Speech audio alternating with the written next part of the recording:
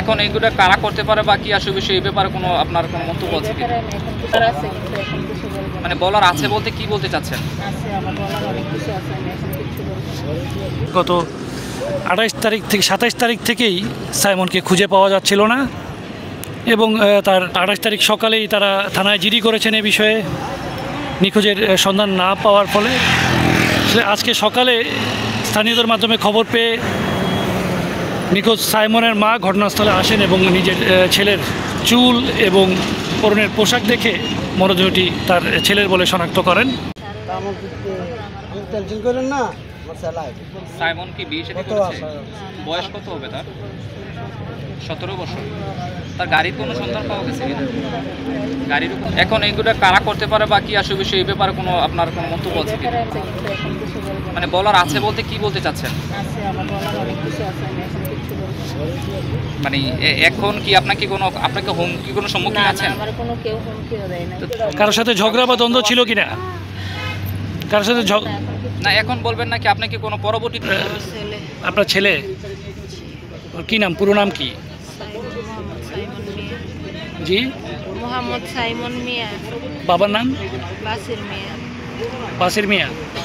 গ্রামের বাড়ি কোথায়? গ্রামের বাড়ি হচ্ছে মুরাদনগর থানা, গ্রাম খামার গ্রাম। খামার গ্রাম, মুরাদনগর থানা। কতদিন যাবৎ নিখোঁজ? কতদিন? 15 দিন।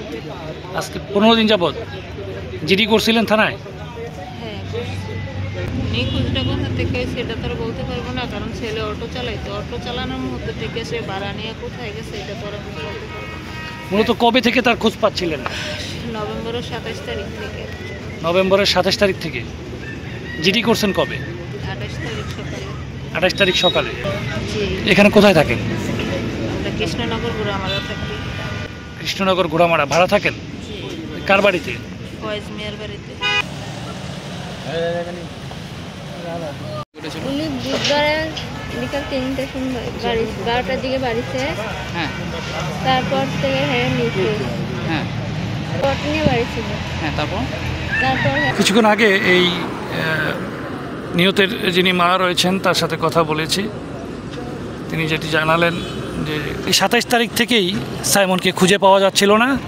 আজকে সকালে স্থানীয়দের মাধ্যমে খবর পেয়ে নিখোঁজ সাইমনের মা ঘটনাস্থলে আসেন এবং নিজের ছেলের চুল এবং পরনের পোশাক দেখে মরদেহটি তার ছেলের বলে শনাক্ত করেন।